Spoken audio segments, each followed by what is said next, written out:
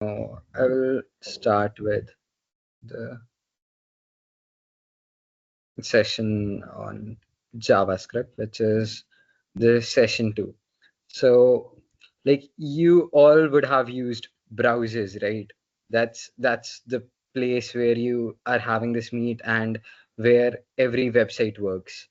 Now your browser runs three languages: HTML, CSS, JavaScript, like element there. This would give you an overview of the HTML of the page as well as the CSS. So this and DOM and stuff were done in the last session. So continuing to this session is about JavaScript. Like as you guys have done Python, CSS, C++, it's just another programming languages. It is usually an interpreted language, like as in Python is. It's not compiled into a binary, and it is not run in that way. And also, just a small thing, JavaScript and Java are not related, so it's fine if you hated Java. Do like there are reasons to hate JavaScript also, but do not hate it because Java is ugly. Personal opinion again, but yeah. So as any other language, JavaScript contains standard libraries such as arrays, map, math stuff, and the this is the standard for the language, the most boring text document, which provides you every technical detail about JavaScript, which you do not need to know at all, but it exists for implementing the language, etc. And the main agenda for today is exploring client-side JavaScript.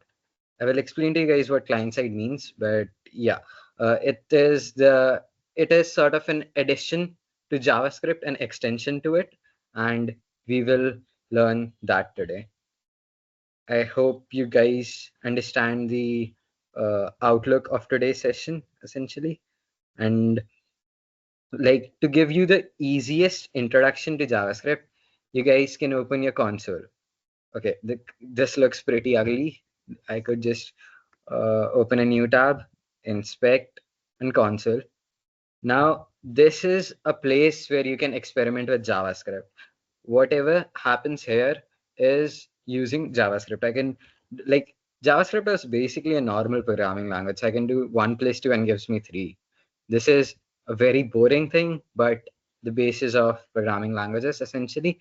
So, and in case you guys want to code along anything or experiment anything, just go to any online JavaScript compiler interpreter technically, and you can run any code snippet. So going to the primary language features, uh, like as compared to Python, you just write a = 5. JavaScript does not exactly work like that. You have three types of variable declaration. Basically, like as you guys didn't see, like int a = 5. You specified the type there and then the variable name and the value.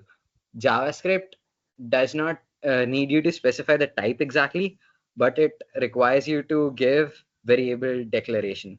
So if I could give you just, these are a bunch of JavaScript files, a lot of them, ignore those, but I could just make a var a, and this variable a is just a variable, like simple as that. It's I could um, do that, and this is a variable, and this is a statement which we will go on to see more earlier. But console log is essentially the statement to print whatever you are whatever the value is inside. So as you can guess, this is like I specify what a is, I declare the variable, I define it as 5, and then I do console log a. You can, I'm doing this right now in VS Code, but the same thing would work on your console also. So you guys can run this. I'm running this locally, but you don't need to do that. So I just did node1.js and it printed me 5. So var is one type of variable declaration. It declares function scoped or globally scoped variables. Again, a little bit of a technicality, but I hope like functions are essentially the same in every language. So the scope of var is the entire function or global. So you can declare it at the top of a file, or you can write a function example and then just do var c equal to 5 and console log, and then I could just call example, yeah, and this would be then you see 5 printed twice. Nothing very special, but yeah. Um, Also, you can define functions in your console as well. Like that is something that is also possible. So yeah, again, they are hoisted, which is technically, which is just like you can refer to the glossary here, where interpreter basically moves the declaration to the top of the scope. So scope, if like, okay, do you guys know what scope is? Like, I think you might have studied that in your oops in Python class. Yeah, yes, Samrat. A lot of things are common between languages. I will try to focus and make comparisons so that you guys can understand that. Kind of like let, but it cannot be reassigned. So, like, what can be the possible usages of these, if anyone can guess?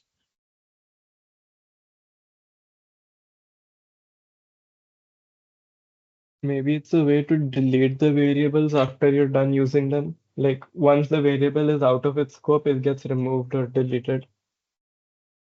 Yeah, that is common for any variable. Like, good try, but that is for any sort of variable. When it goes out of scope, you cannot access it basically. It could be that after the work is done, like basically you can manipulate these variables or something you assign to them. You can manipulate that thing. Like as constant suggests, it's a constant thing. You can't change it throughout the scope.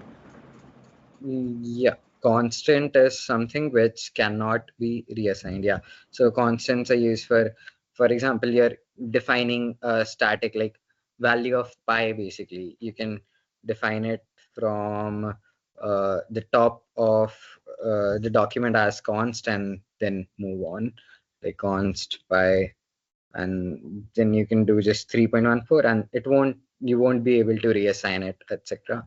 And uh, similarly, like let is also used along with that in the block scope to uh, define things. Yeah.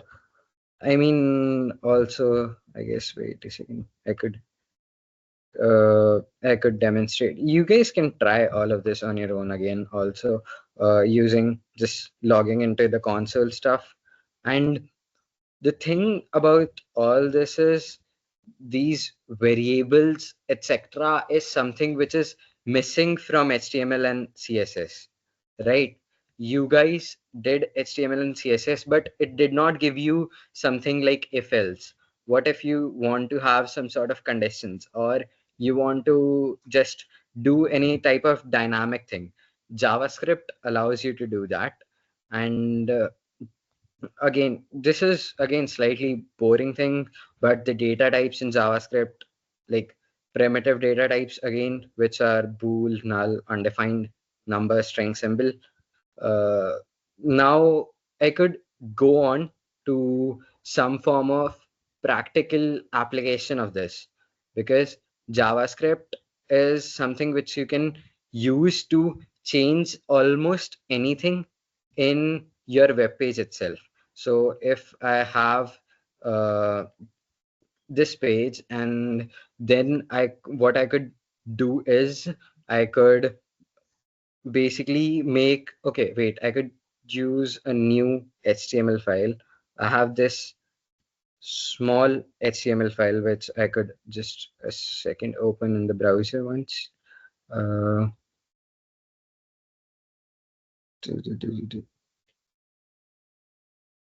this should be just a second. Um,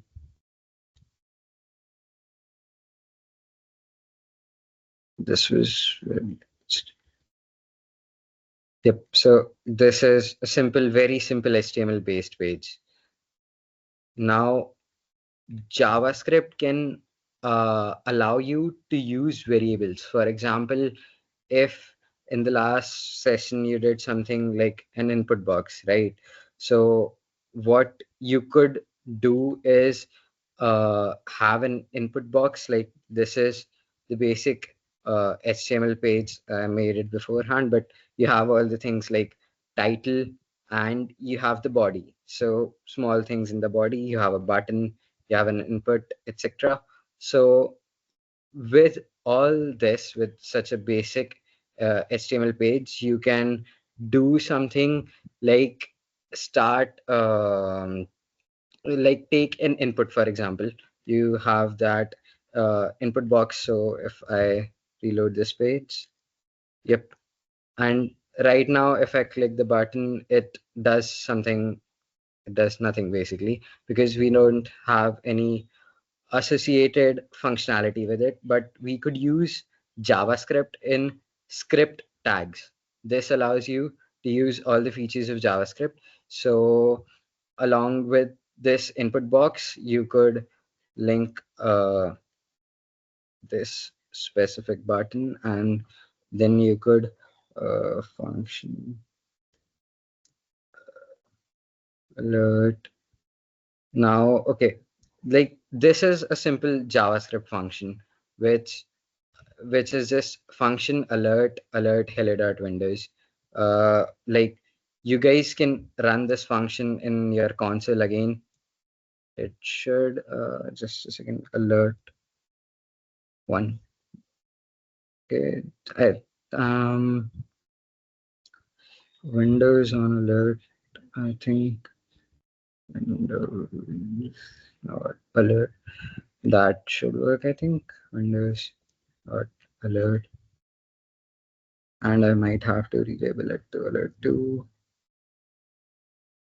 It did not exactly work as I thought, but you see those pop-up boxes like hello. I could just open alert box MDN. Yeah. By the way, MDN is a very good document resource for anything related to such browser APIs, or particular, like anything related to JavaScript syntax itself, or something like that. So if I do, yep, I did an alert message, and this is what came up. Now this is happening through JavaScript, and if you guys ever feel like stuck with anything related to JavaScript, just Google it as like input input MDN, and then you would get information on the input form. Like this itself describes all the syntax which you might need to make an input box. So like you guys can try this yourself.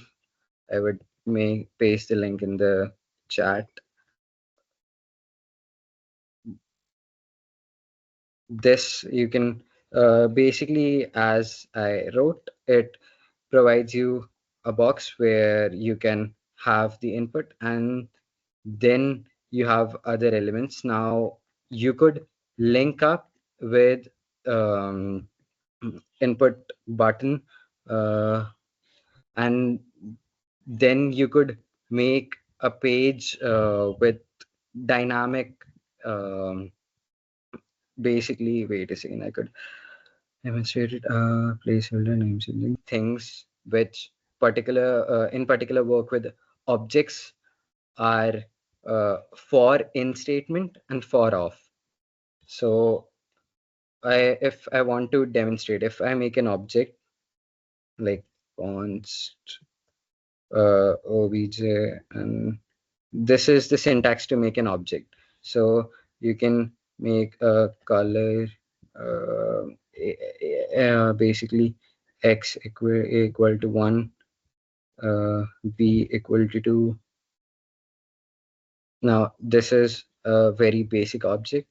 Then you could do console dot log obj.a. This should work, and this should log out. Okay, unexpected token. For I in obj, what you could do is console.log I, which would give you the particular keys, as you would say, of object. So that is used for iterating over the keys, and this would wait for I, sorry, my bad again. In it depicted showed you in, right? Off is the other thing, which shows you obj object is not iterable. I mean, okay. Do you have any idea what an iterable thing would be? Like what iteration is? Weakly and dynamically Like type. pretty much when you can like move through every element in that object. Okay, yeah, sure. So what an object here is a key value map. It's not exactly an iterable item as compared to, for example, an array. If I make an array, now this is an iterable item. So I could do array, and then I could do console log this. Now it printed me 1, 2, 3. If I did in array, then it prints me 0, 1, 2. Okay, so if I did So in arrays is a special case of object wherein your keys are the index position of each of your element. So if you have an object as 0:1, Arish, could you demonstrate that once? Line yeah, 10, or just create a new object with 0:1, 1:2, 2:3. this is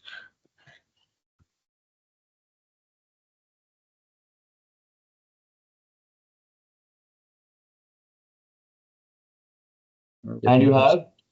you have an array of 1, 2, 3, like just three elements as 1, 2, 3, another array down there. All right. These two are practically same. All right. JavaScript practically treats them as same. They're just instances of different classes, if you get the meaning of that. The one can be accessed, or on array2 or the ARR2, you can use the object methods that JavaScript has. Whereas in the other one, in the line 26 one, the ARR, that variable, you can use the methods for the type array. So if you just go to MDN, as Adish has opened up in the next tab, you've got your entire object related methods in one. If you just scroll down, Adish, show them the object methods in MDN. Uh, just Object search, methods इसमें नहीं just है search for शायद. object methods and array methods once. Object हाँ, methods and array methods in JavaScript. object methods where you basically equate a function to, you assign a function to a particular variable. Now, like if you go over to the MDN docs again, for that it looks like this: const get rect area function, and then this.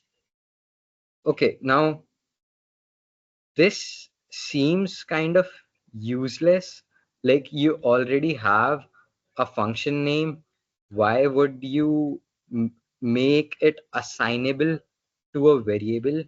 Like, can anyone guess what the use of this could be? Like defining it in such a way that you assign it to a variable.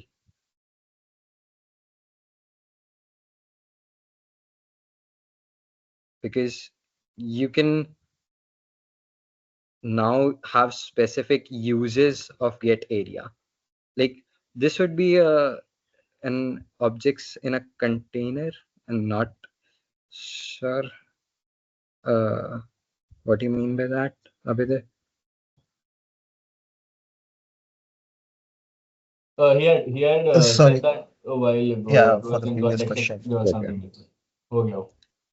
But basically what For this does, this, yeah, uh, continue, sorry. maybe it is such that we can change the definition of the function later on if it is not defined with a const. Okay, that could be one use, I guess. Yes. Yeah, suppose. Yep, that because basically it gives you the freedom to do anything with that. Yeah. Yeah. Another special thing about JavaScript is that it allows you to pass functions into other functions.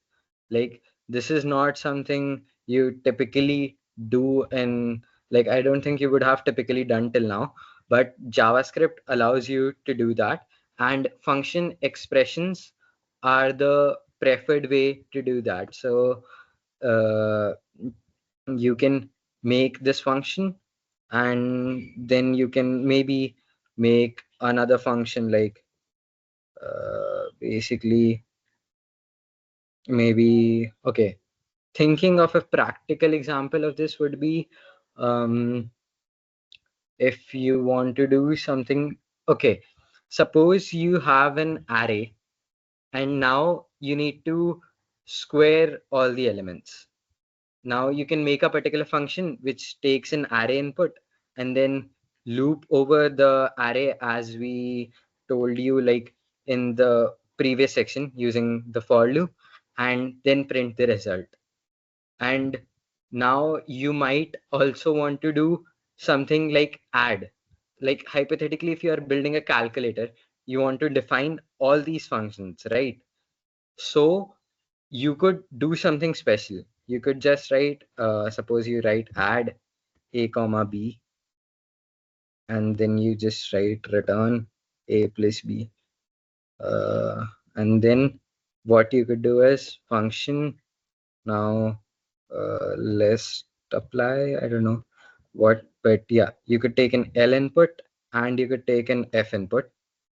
Now, what you could do is you could iterate over the entire array. So for I in F L, you could do console dot It's an log. array. I of it's an array. Sorry, yeah, uh, console dot log L uh, F of okay, add is not maybe the best function because it needs two variable. If I could had to double it, okay, just assuming I had to double it, it would take L I comma I. So what I'm basically doing here is wait, just a second, I got confused here. Yeah, this is the list apply function. It takes an individual element and then console logs it. So if I hopefully I'm right with this, if I just do this A plus B. Line 10 A plus B. like 10, Line number 10 A plus B. oh yeah, line number 10 a plus b. Yep. Yeah, now what I could do is just call this function list apply with the array L defined above and this function add. So this hopefully, yeah, this gave you 2 and 4. I hope you guys got it. Like I think this is a good feature because it allows you to create a certain level of modularity in your code. Now, this is a very abstract function. I can give it any sort of binary operation, and this will allow me to apply that over the entire list. And this is one of the uses of function expressions. Um, uh, Also, functions can be nested, which I think does not look pretty, but yeah. Um, function body is also referred to as closure.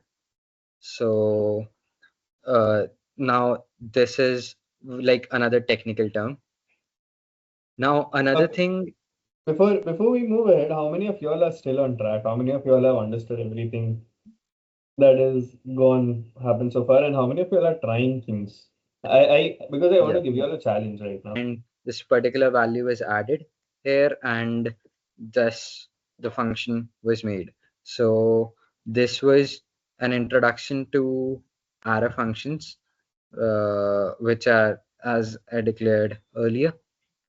Now again, in the same concept, the collections as of object, which we call a collections of property or something, are can be of two types: indexed or keyed. Uh, indexed is something like an array, and keyed is something like a dictionary. So those are what we can call collections also. Now, I hope this was clear to everyone. What Anshul wrote was also something I could explain to you guys. Um,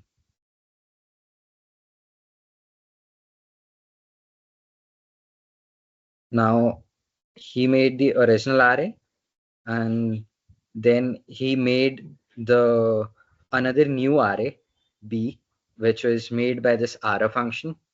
Arrow function, he took the value and then multiplied it via the index. Now another function of array is reduce, reduce in JS. You guys should go over this another array function, which allowed him to basically reduce the entire array into a single element. And this is a clear example as Anshul wrote. So this is another one of the array functions. Moving on now, exploring objects a little more. Like objects are the primary things, because as you write in Python or Python or maybe C++, structs and etc., they give you a lot of very options, because on struct specifically, you can make a lot of functions which allow you to access particular properties and then change them. So objects here act like those. You can make a new object, as I told earlier, and then access their properties. So I can write another object and then const obj and then a colon 1 b. So this is how I made an object. Now another way of an object is to make a constructor. Like if you guys remember, we did that in C++. You can have a constructor function which basically specifies how an object is created using few specific inputs. So like what I could do is let me make just a constructor function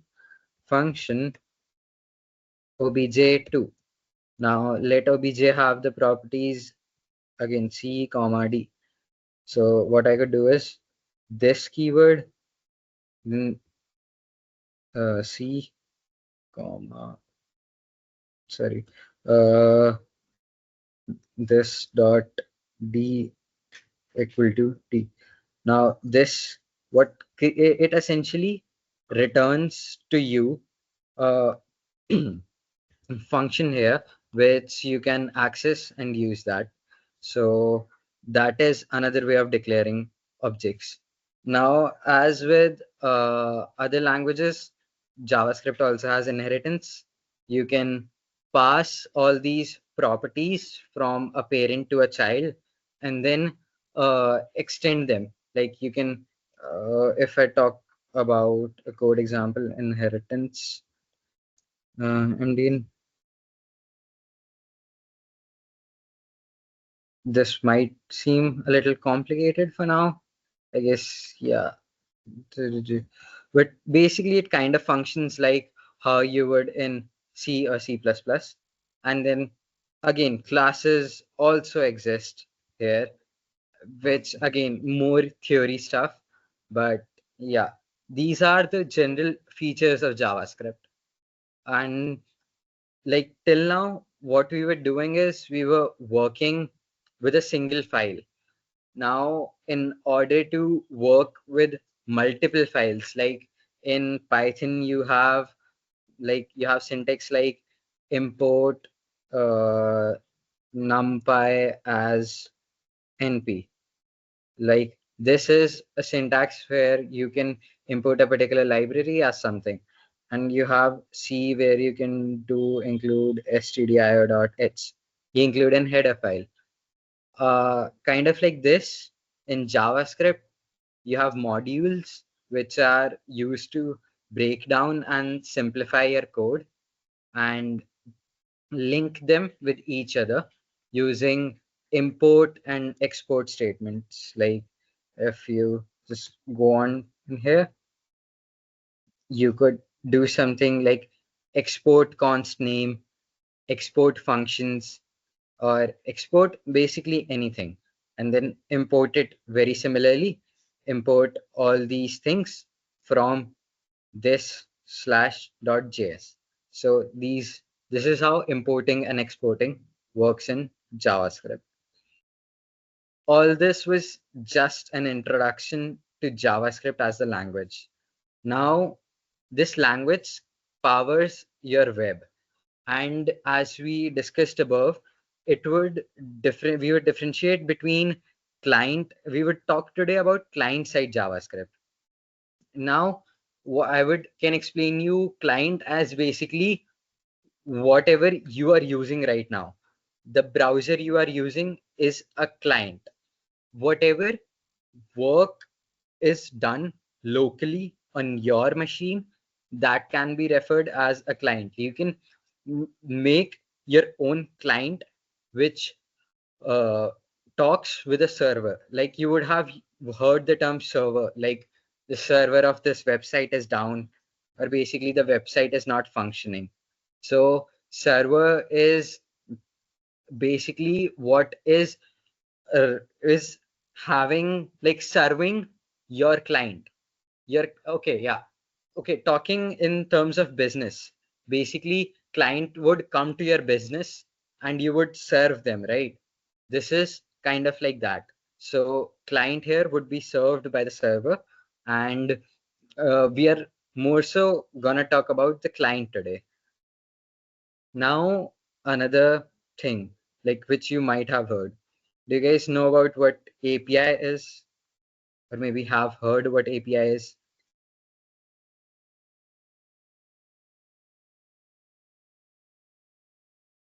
Uh, in any context, in any programming language or anything.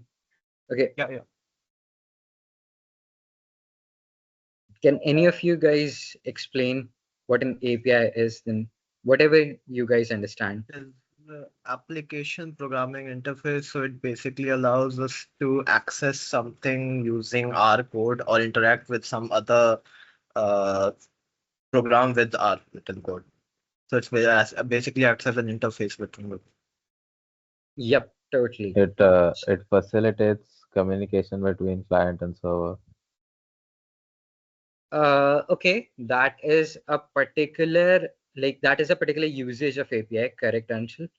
Now, as both of them said, API is a journal term where it specifies any sort of connection between different programs. Okay, so a simple example of an API, you can open a new tab. So I can do this, and I opened a new tab. Like I manually pressed a button and then I opened a new tab. What else I could do is I could go to inspect again and use the API to interact with the browser. So I could interact with my browser through code. the code for that basically is window dot open, and this is just okay. This does not allow preferences, blah blah blah. Allow pop-ups. So this just made another window of the same thing. I wrote window.open, and I could wrote window.open and then about blank, which would just open me a blank page. So this is how an API works. Like, to give you a more like example of it, I have these power plugs, right? Now, if I asked you to charge your laptop, you won't go to your nearest power plant, take a wire from there, come to your home, and then switch on whatever you want to do and plug it in. The internals of those things are abstracted. API provides you an outer sort of interface through which you can interact. So I have a socket. Now I can plug in my charger. I can plug in whatever I want and use it. So this can be called a sort of an API for your electricity needs, sort of. So these APIs in context of JavaScript, can you think of what would be like one of those I just told you for interacting with, like opening a new tab? That was something which you used an API for. Any other form of API which you guys might know or might have seen? Like, I've written those down before, but they're browser APIs and third-party APIs.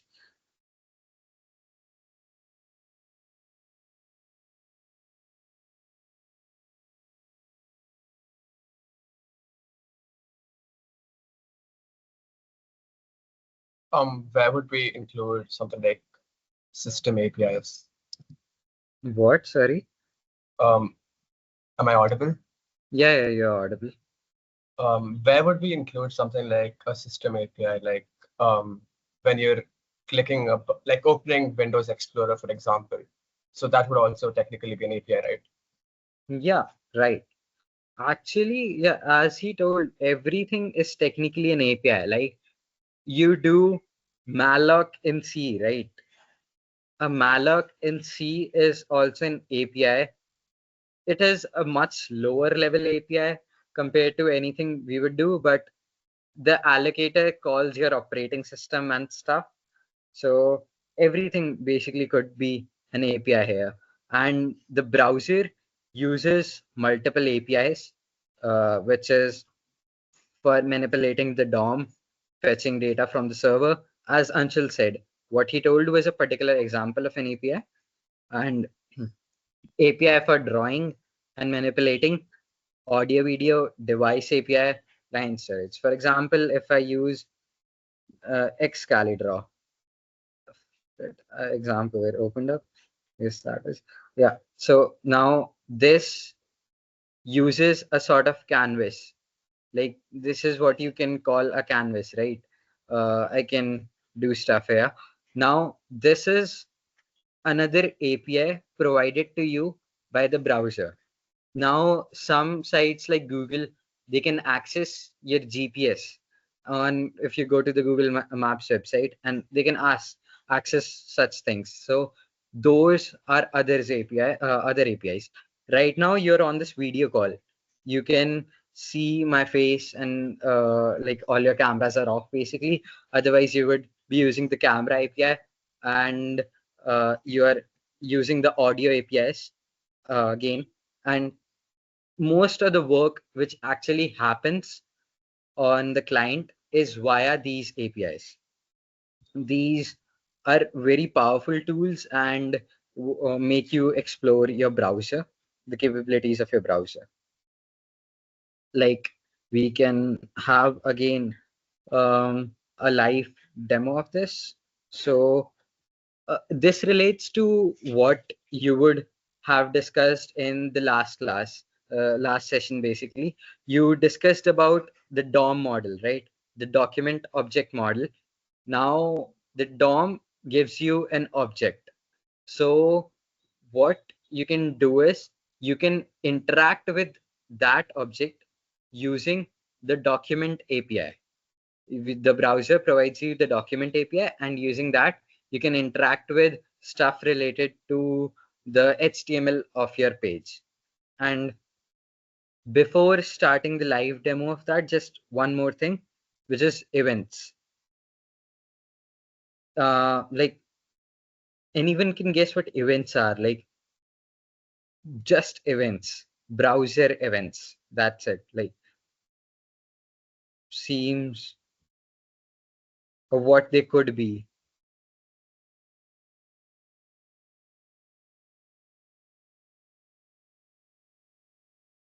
They are just basically anything which you do. If I switch tabs, if I click a button, open something, or literally everything which you can do via any input device is an event. So what you basically do is use these events and the API to interact with the browser. And as you can see, event target is another thing which interacts, which enables you to associate a particular event with an object. So now moving on to an event demonstration again, which is pretty nicely given on JavaScript. Just a second. JavaScript MDN should have that link enabled there. Just a second, I should have that open. Event reference introduction to runs. Yeah. So yeah, here you guys can see pretty simple event mechanisms.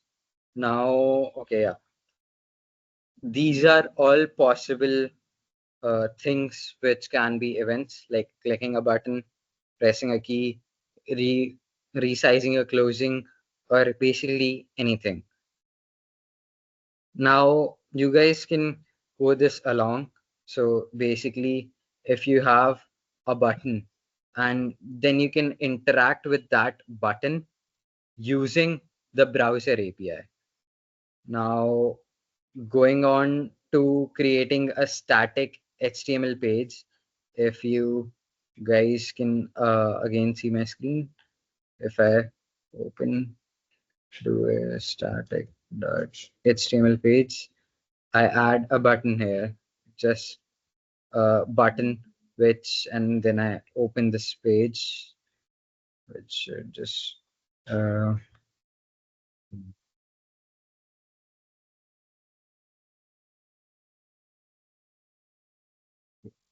okay, wait, this is the wrong folder.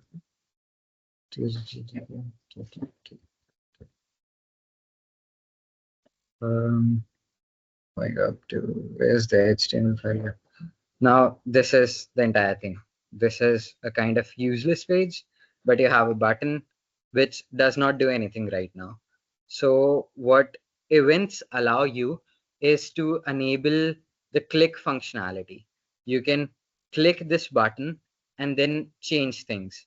So for that, if I could make a proper HTML document, for now I skipped that, but moving the button onto here, now what I can do is add a script tag.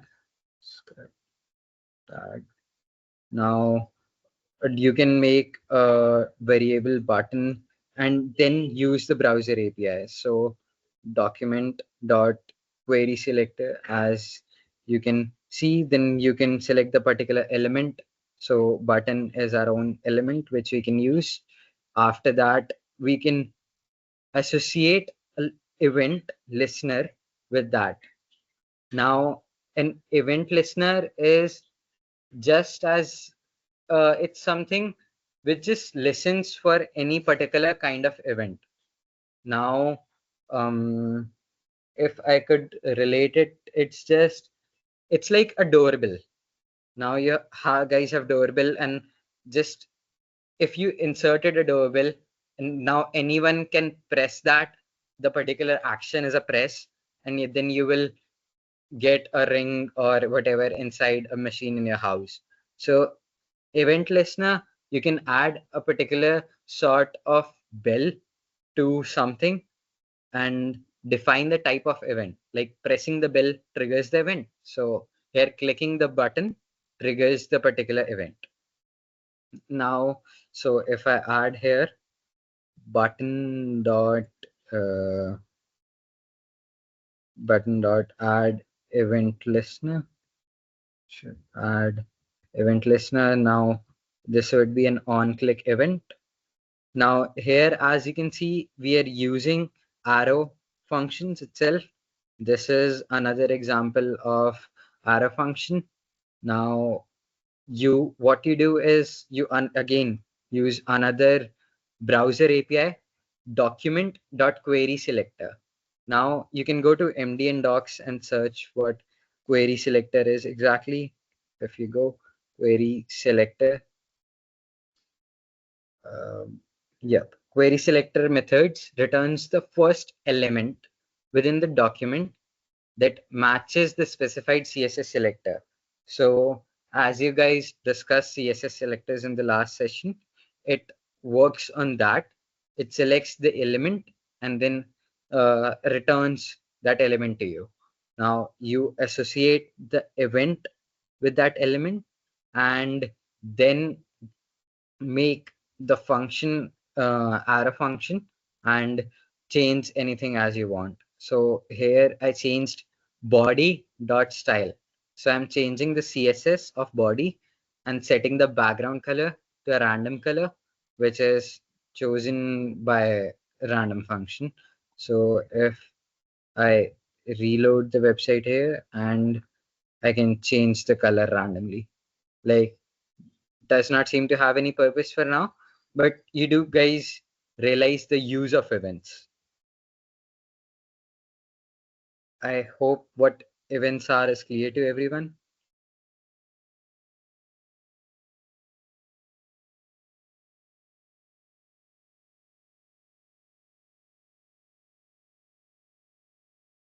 Yep, browser uses events to communicate with the JavaScript. Exactly. Yeah. So these are the events which you can use them to do anything. You can ask them to handle a resize or a hover or any particular key press or something like that. So, and again, this is one of using the document API, which is provided. You can have any other API and use that as a reference point. So you could use something to play an audio. So if I again open the audio element, then you can play an audio and make your own audio in JavaScript itself using this web audio API. And basically, it creates a sort of object for you which plays an audio. So you can use this for video also, or basically anything, and create practical websites from this. So if I use something like a form element in JavaScript, now in HTML, I could link that with this by defining events upon the form. I could just wait a second, just thinking of a practical example. It could be JavaScript learning Indian. Yeah, this is now something you can make through JavaScript. which is just a number guessing game. You have selected a random number and then you have to guess it within 10 or fewer tries.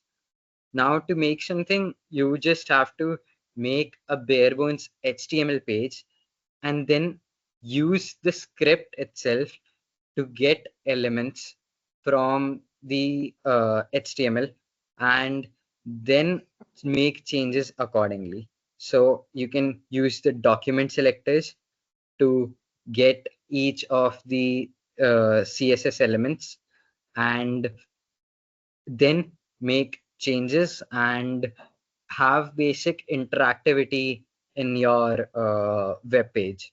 So here they made the label and input. So this is something that yeah. So just a second.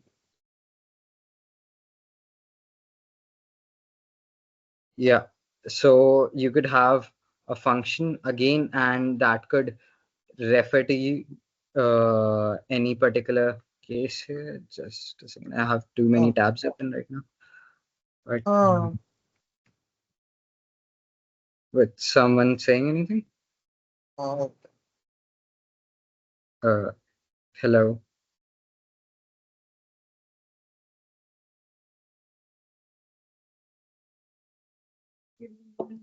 I'm guessing Indian.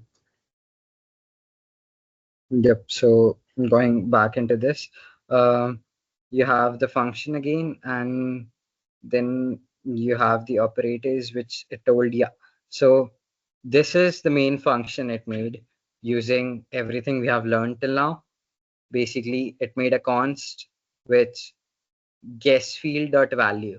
So if you look at, if we copy, just use this as a reference. I could share the link in the chat itself if you guys want to experiment with this code. So when you make the basic HTML for this page, you can use the guess field value and use the label itself. For that, here you have the ID of the input. So you can have this number type ID and use that. If I make a test.html,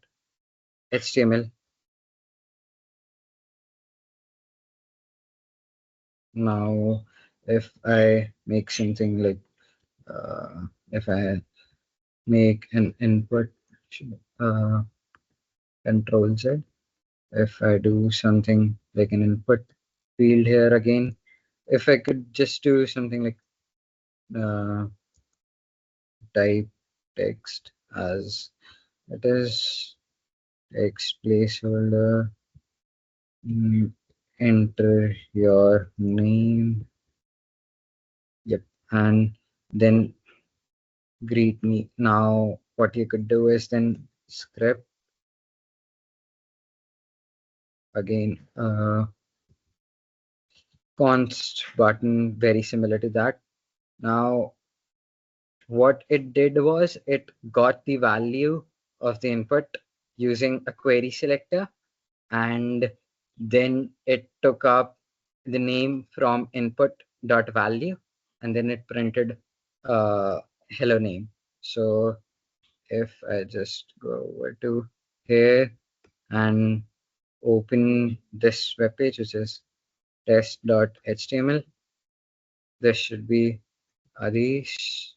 I can do greet me, and then it will say hello Adish in a simple non-functioning way actually, but you can see the potential here. You can basically write any function here. You can take any form of input from the user and then use that input on that function, and you can add extra elements also. So if I add a div here, and then what I could do is do another const greet div, document dot query selector, which would again give you the particular ID using the ID of the document. You can change the text content here again now using so this is how you can change the HTML itself of the web page. So if I reload this, then I enter my name Adish, greet me. It did this and then it added this, and now I can do this and it does not change again. But if I changed it to something like you greet me, then it changes. So this is how you can add dynamic functioning to your website. Now, all this was just client-side functionality. We did not communicate with anything outside the client, but either you can do that by making a server, or you can use third-party APIs. Third-party APIs are basically, there are a lot of third-party APIs. Like you might, okay, something which you might be familiar with. I'm not exactly sure, but there are some website which gives you cat photos. I don't remember what it was. Cat, yeah. So you can just ask this website to give you a cat photo. Now, this website, you can call this website again and again to receive the cat photo from this third-party API. Now, JavaScript allows you to use third-party APIs, which give you, wait, this was not an example of third-party APIs, by the way. I was wrong here. Third-party APIs are sort of the JavaScript functions which other websites provide you. It is not something, not the JavaScript functions you write, or these are not the JavaScript function which the browser provides you. These are something which another website provides you. So MapQuest is given as an example in the docs. So this is a simple website which provides you, I think, geolocation, etc. stuff. So what these guys did here was use this API to call the functions inside this JavaScript file. So basically, you source the JavaScript file in your HTML code and then use that to whatever need you have. So if I just wait a second, just attach this part also here. Just remove the tags, and then you have this sort of style sheet and map here. Now you could use this map and maybe display it some way. I could just come up with, wait, single third party API. I could, for some easy example, I could maybe look into New York Times, blah, blah, blah. This is again a sort of a more complicated example, but fetch URL, prevent default fetch result.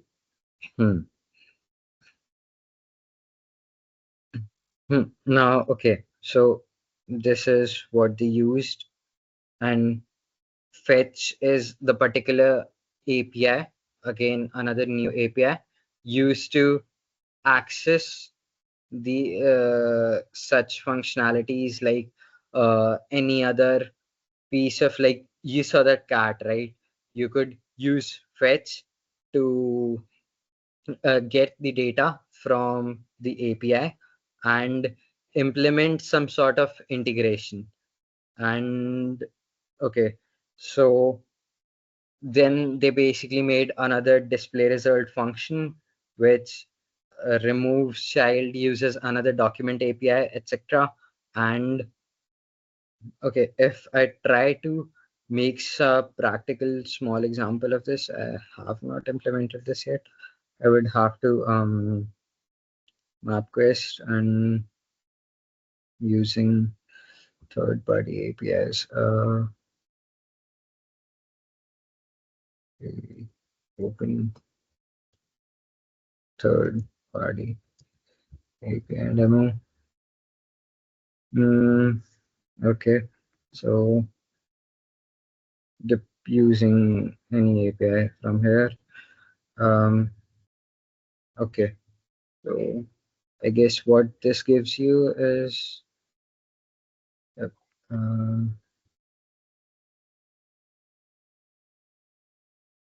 sample API copy link. What I could do is just fetch something from this URL. So if you guys see the fetch API, I could open that up, MDN. Now this provides you another method to use a form of request to whatever API and use its functionality. Now, if I take this API example, then using the fetch API. Okay, so this again requires some more detail about functions like async, but this is how it functions on a broad scale. You can request anything from a particular URL. It will give you a response, and then you could console log that or do anything with that. So if I use that function on the website, I could just add the function here.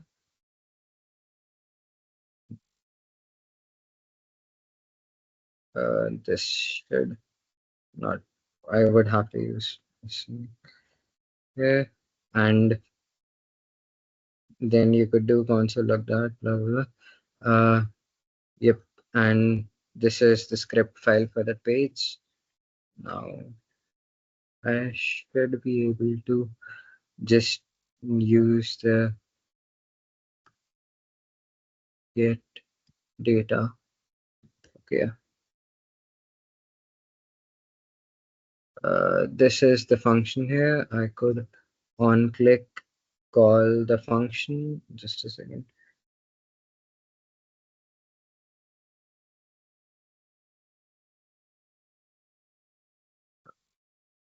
What I have here is, okay, for example, blah, blah, blah. I'm getting a particular form of error here, but I'm making a request to that particular API. So this is an example of a third-party API being used. I think this here is a particular course error. I could blah, blah. Okay, so maybe that could work. Copy link.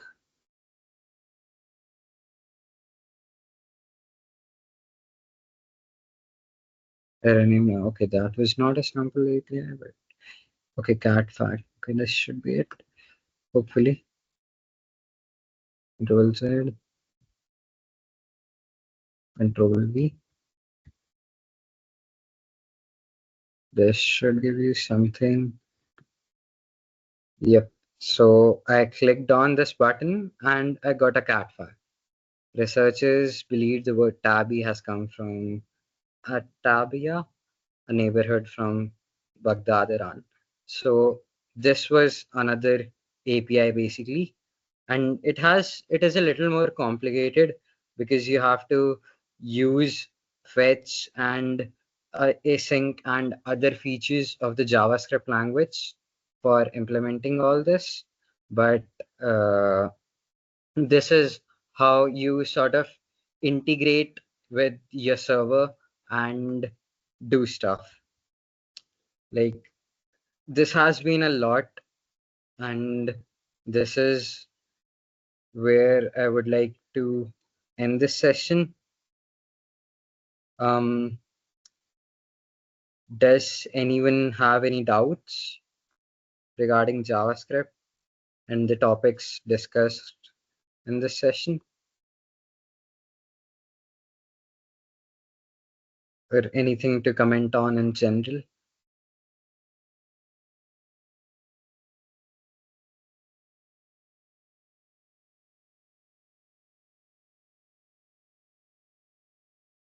You guys can go through the MDN docs and a few more websites. They are like very good for getting to know all the syntax.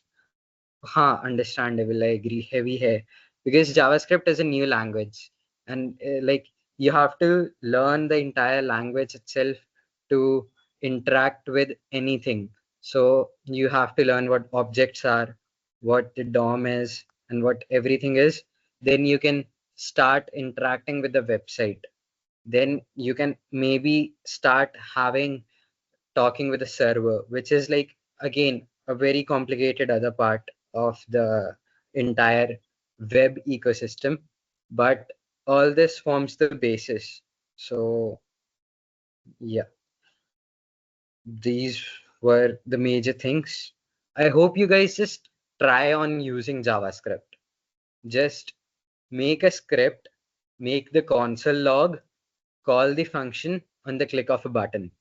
If you can just make a small HTML page, make any function, give it fixed inputs, and just use the button as a trigger, or make a small page. All that can be done with JavaScript.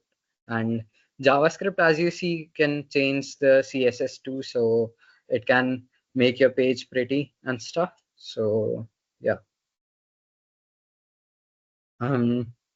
Anything anyone wants to say as such?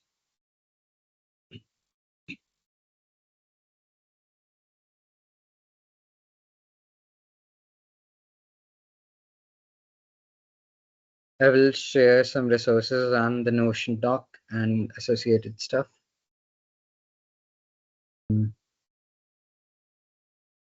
I hope you got some parts of this, like what JavaScript is, how functions, conditionals work in it, and how it interacts with your browser at least. The third-party APIs concept is a little tricky. We would cover it in the next session, preferably.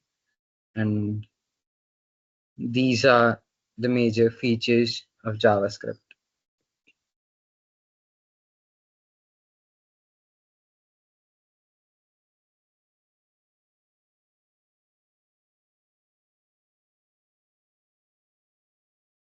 You guys, if you guys have nothing to say or don't have any doubts as such, or like you can ask any doubt as such about JavaScript or anything.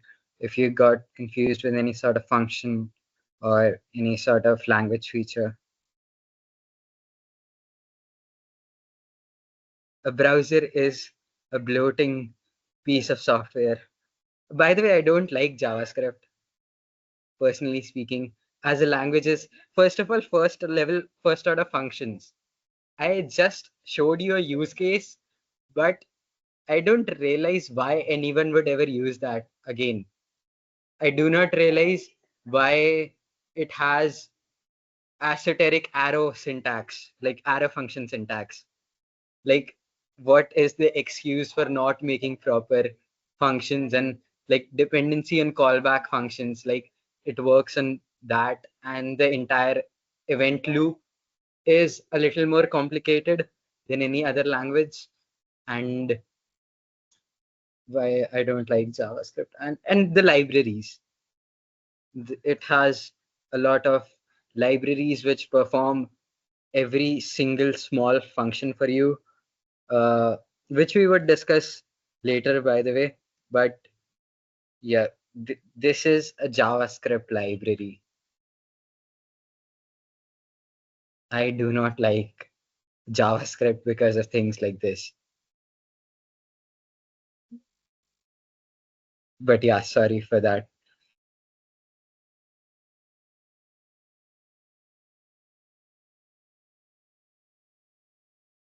Yes, much prefer video calls rendered to ask. Yeah.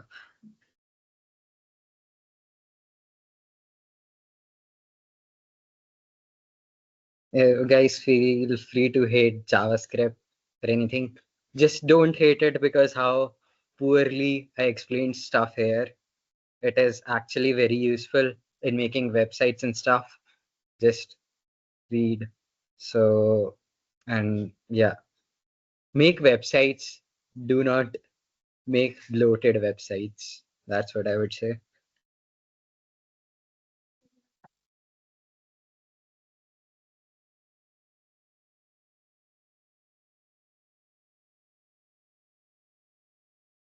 So yeah, anything informal to say, like anything else, you can comment on the lack of flow and lack of confidence in me, like I had during the session, or any other suggestions, any other way to make this more interactive.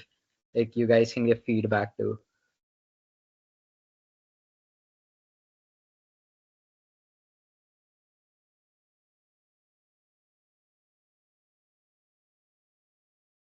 Are you all saying that you all found this session completely interesting and were fully involved and understood everything that Adish had to explain?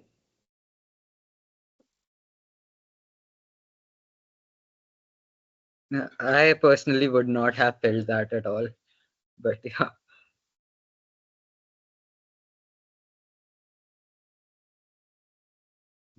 Fair enough. I guess they are scared of you, Adish. Damn. Um, by the way, I would give you the person who gave the code a treat. Just remind me, like this can be a sort of thing which makes you not more scared of me. But yeah.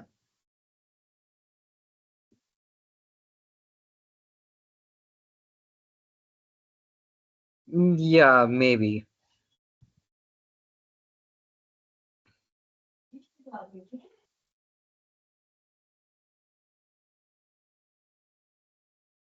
Yep, I should try to make this more interactive. Yeah, I thought of making, I kind of did make some questions for you guys, but I did not ask them for some reason. Like, what would be the output of these, or some other small questions. This was about scoping and stuff. Or, by the way, another thing, like, you guys can leave if you guys want to, but I would just, for those people who might actually be interested in how like technical implementation of JavaScript occurs, which is according to me very fascinating. It is a single threaded language, by the way. So we should do a Kahoot quiz in JavaScript. I mean, sure, I don't have a problem making one. And yeah, JavaScript execution is a very good article again by in MDM execution context, not like that.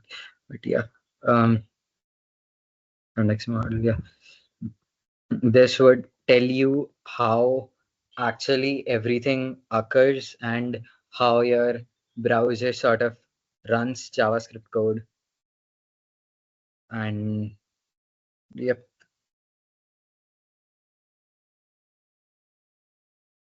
so it tells you about heap and queue and stack, memory management, and how complicated and actual it is underneath.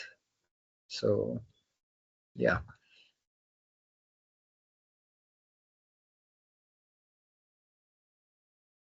I am kind of surprised by the fact that you guys are not leaving the meet. I mean, it's fine if you guys stay here, but uh, I'm not even sure how many people are active and attentive here right now. But yeah, I mean, another small thing is that set timeout function, which gives you a sort of timer. So it calls a function after this much time, and you can have, okay, if you have an object, the object itself can have function as properties.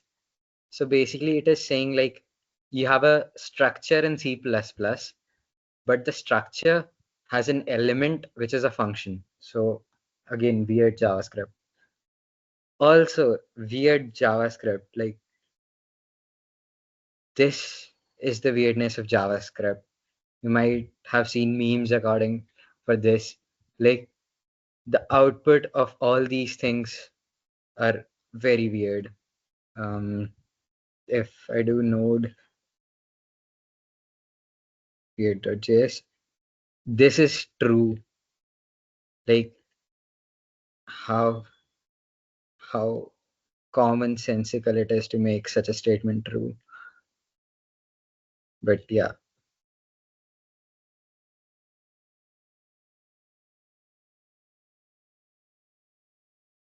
What? Okay, I guess if you guys are still here and paying attention, we can do this.